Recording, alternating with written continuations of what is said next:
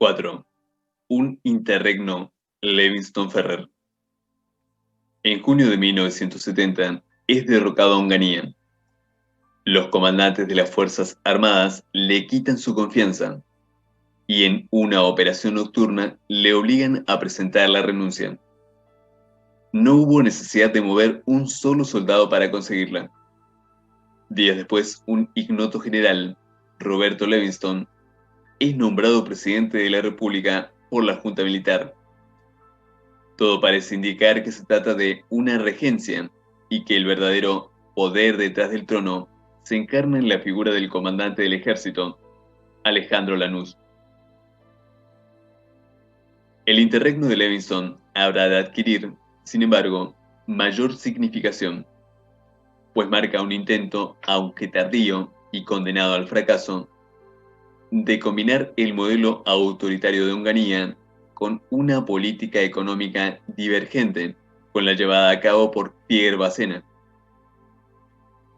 Su caída en 1969 y el deterioro político del régimen de Onganía, arrastrado hasta 1970, habían conducido al nuevo patrón de acumulación hacia una zona crítica en la que se dibujaban nuevamente los espectros de la crisis externa, la inflación y la recesión, tras un periodo contemporáneo con el Cordobazo y la desobediencia política generalizada, en el que la economía había alcanzado una situación de virtual plena ocupación de la capacidad productiva. El ascenso de Levingston, especialmente durante el lapso que Aldo Ferrer ocupa el Ministerio de Economía, implicará, en lo económico, un intento de transformar el modelo de desarrollo y el acuerdo de fuerzas sociales que estaba en su base.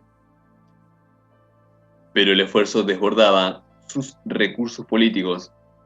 La misma debilidad que frente a las encontradas presiones de la sociedad había caracterizado al Estado en los tiempos finales de Onganía, hará naufragar los intentos de reestructuración operados por Levingston-Ferrer. El objetivo de estos era poner en marcha un programa reformista que, en lo económico-social, aspiraba a asociar al capital nacional con el Estado. No se trataba, por cierto, de un proyecto de capitalismo de Estado, sino de una más módica argentinización de la economía, a través de la utilización del importante poder de compra del Estado y de una redistribución del crédito bancario que favoreciera a los empresarios nacionales. La estructura del poder debía basarse en una coalición entre las Fuerzas Armadas, la burocracia sindical y la tecnoburocracia ideológicamente ligada a las organizaciones corporativas en que se agrupa el empresariado nacional, dejando fuera del proceso a los partidos políticos. Pero obviamente, la condición de posibilidad de ese bloque era que las Fuerzas Armadas aceptaran convertirse en el eje de un proyecto reformista.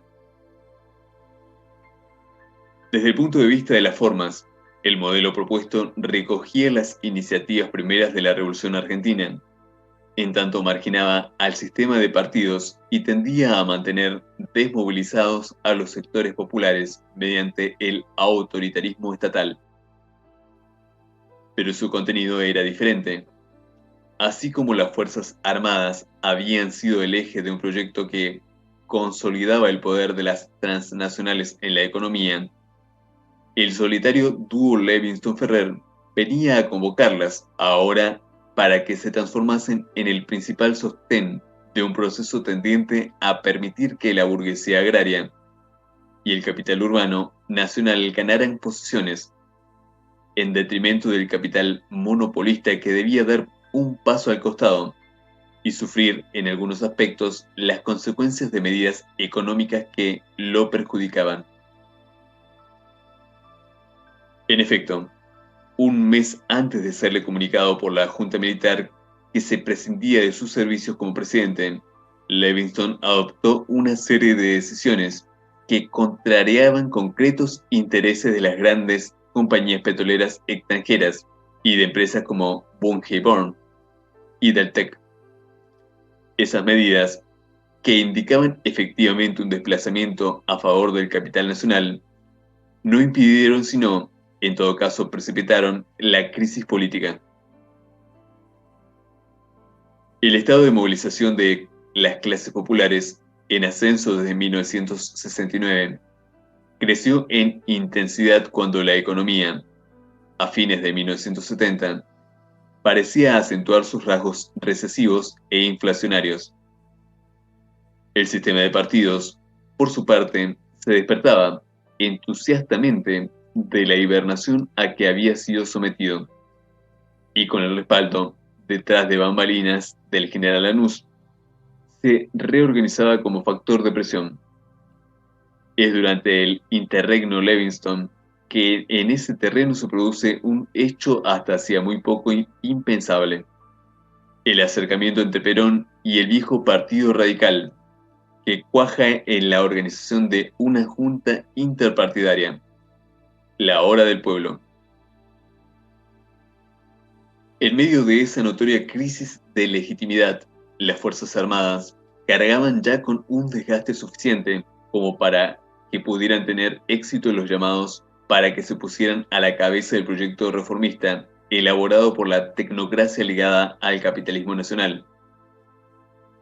La situación de quiebra política notoria de la Revolución Argentina había llevado a la cúpula militar a diseñar otro programa: la reconciliación con los partidos políticos.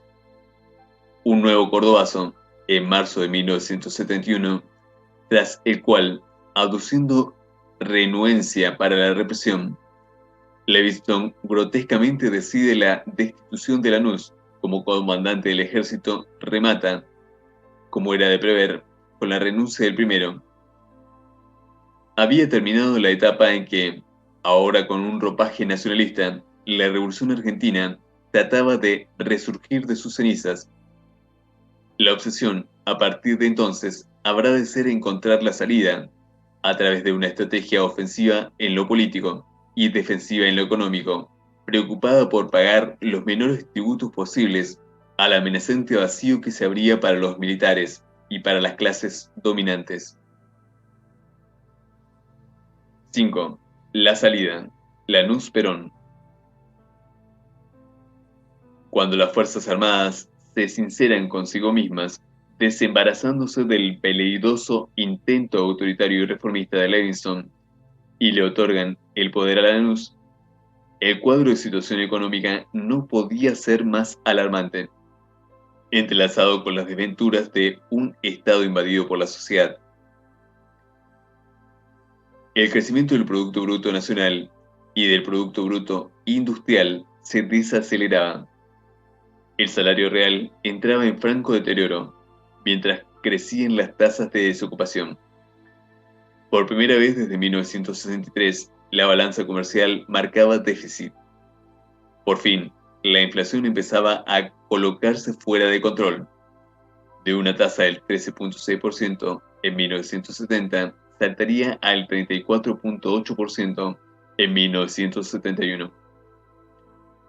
En esas condiciones comienza a operar el proyecto político de Lanús, cuyo signo es la negociación a fin de reconstruir las bases sociales del poder.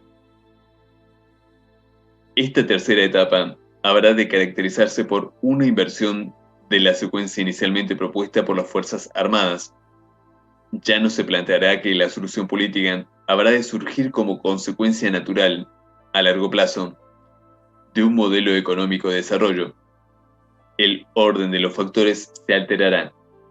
Solo la obtención de un mínimo de legitimidad podrá garantizar una solución económica.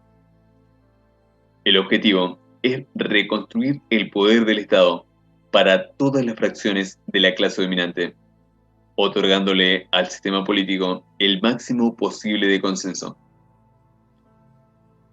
Este es el sentido político del Gran Acuerdo Nacional, proyectado en nombre de la seguridad por los altos mandos de las Fuerzas Armadas y al que convoca Lanús. El modelo económico pasa a segundo plano frente al modelo político. Interesa la seguridad a través de unir a los adversarios y combatir a los enemigos. en expresas palabras del presidente, por encima del desarrollo. De tal modo, el periodo que arranca en abril de 1971 no puede identificarse con una orientación en lo económico que vaya más allá de cierto pragmatismo básico. A fines de ese año, el gobierno lanza un plan de corto plazo, abiertamente en contraste con la agresividad mostrada hasta entonces en ese terreno por las dos etapas de la Revolución Argentina. Su objetivo único es minimizar tensiones sociales, a los efectos de que no interfieran sobre la salida política. El marco económico del Gran Acuerdo Nacional estaba en las antípodas de la convocatoria a la expansión monopolista lanzada por Krieger-Bacena, en momentos en que el Estado parecía existir para garantizar esas metas. La condición de posibilidad económica para los acuerdos políticos era, ahora, la inflación, la eliminación de toda política de ingresos, dejando a las fracciones de la clase dominante que resolvieron sus problemas en el mercado. Los capitalistas urbanos incrementando sus precios al compás de los aumentos nominales de los salarios. Los agrarios, mediante manejos favorables del tipo de cambio para la exportación. A mediados de año, el Ministerio de Economía es disuelto y reemplazado por el Ministerio de Hacienda. El cambio es casi simbólico. Parece refrendar que ese campo es un terreno abierto para la capacidad de presión de las fracciones de clase. La política, bajo Lanús, ocupa el puesto de mando. El tema de la legitimidad del poder aparece como central y la reconciliación para obtener bases de consenso es planteada como objetivo supremo. El elemento indispensable para construir ese mínimo consensual que reconstruya al Estado es la articulación de un acuerdo entre las Fuerzas Armadas, los partidos políticos y la burocracia sindical.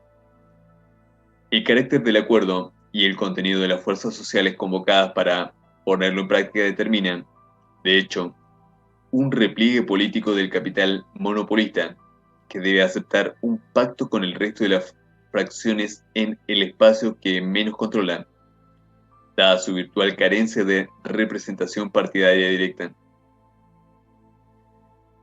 Esta salida negociada, si no significa la derrota de la cúpula moderna del capitalismo, pues el desarrollo de la economía sigue un rumbo autónomo que le permite acentuar su predominio en ese nivel, importa, en sentido contrario, la mayor victoria que, dadas las relaciones de fuerza económicas, pueden conseguir el resto de las fracciones de la clase dominante.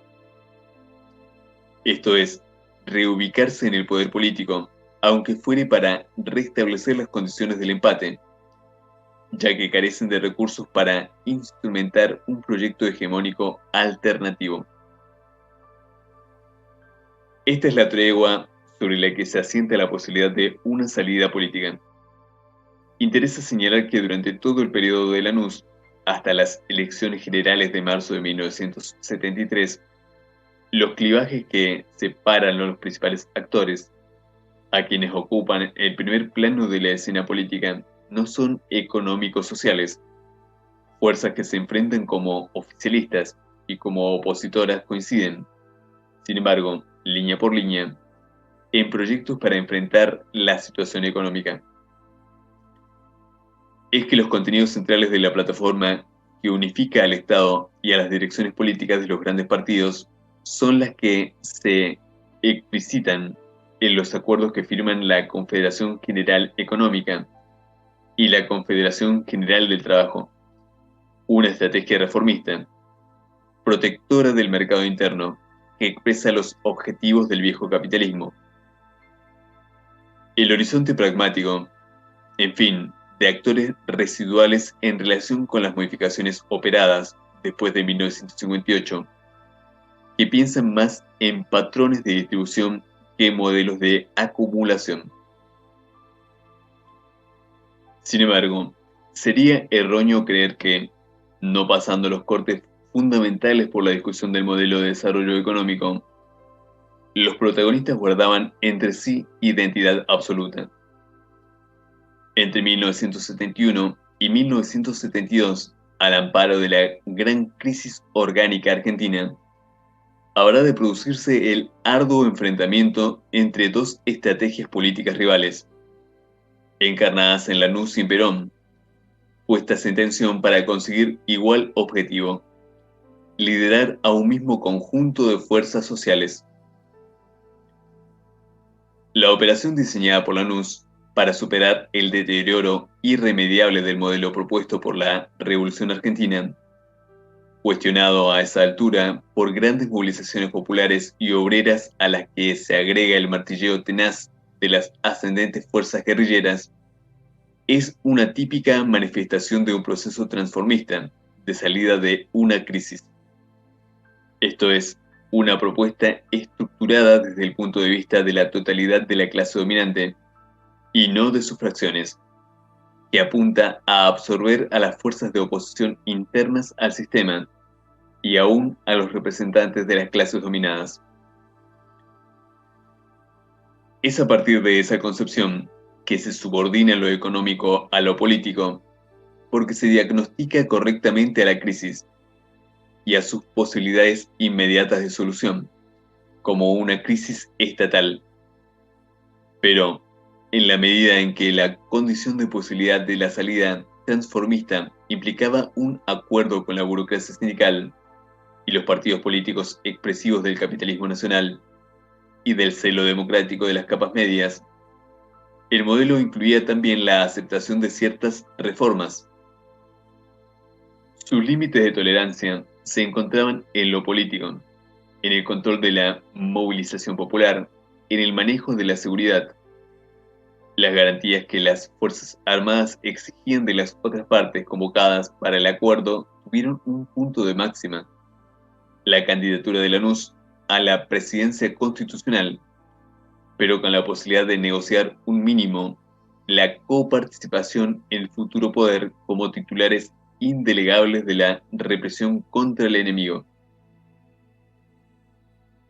La viabilidad de ese esquema fincaba en el cumplimiento de dos condiciones: el apoyo activo de los partidos políticos y, como mínimo, la neutralidad de la burocracia sindical. Si el primero de los requisitos podía ser satisfecho, y de hecho lo fue, el segundo iba a contar con dificultades, y en la práctica efectivamente las tuvo.